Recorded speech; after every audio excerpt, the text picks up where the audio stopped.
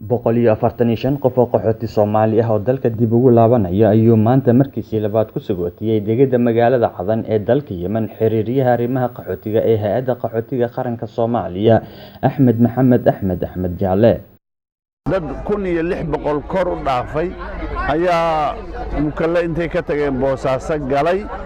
Marka waxaan leeyahay haddii dariiqa la furo wax badan bay u tari lahayd, kaalmo badan bay u ahaan lahayd dadka Soomaaliyeed iskood dalkoodii ugu noqonaya. Waxaan ugu baaqayaa dadka Soomaaliyeed dal aadan lahayn waa dareen ku joog baa la yidhi. Yemenna dhibaato dagaal ayaa ka jirta, dhibaato nolol xumo ayaa ka jirta. Dalkiina la idinma dhaamo. haddii aad rabtaan dalkiinnii oo aad ku dhalateen, haddaydan ku dhalaninna waalidkiin ku dhashay ayaa idinka horreeya oo aad waxaad doontaan ka qabsan kartaan. Waxaan ugu baaqi lahaa, waxaan isleeyahay dagaalka Yemen si sahla kuma dhammaanayo, dagaal daba dheeraada ayuu noqonayaa. Xuutiyiinta iyo dawladdu heshiis maaha. Dawladda iyo qolyahan gooni-goostaduna heshiis fiican iyaguna ma laha. Haddaba waxaa kaloo jira ururada Daacish iyo Al-Qaacida inay dalkankada ka howlgalaan, taasoo iyaguna saamaynteeda ku leh xagga nabadgelyada.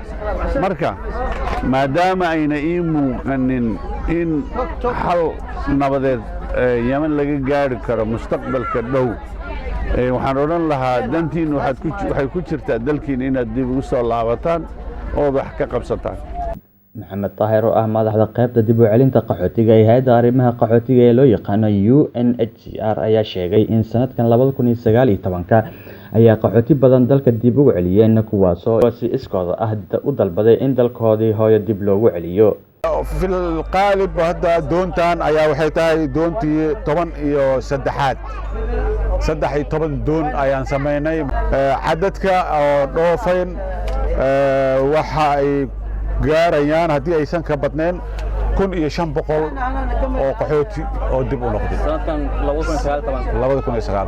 أوكي وقدام بنتي واحد جوان قحوتي فربضان دلكي حاول باغلي. والله أرت برنامج كويل وصعدا برنامج كحلو تاجري إلا يو لبض كن لبض كن لباتنك برنامج كدب علنتنا حفيزة ويفريين خوف الله لا خوف كيدون إنه دب ونقضه حفيز كيو إيمانية دلب كيس يو سوق دسمنا هوشنا ويسي سعطا. محمد جيلاني SBC يمن عذن.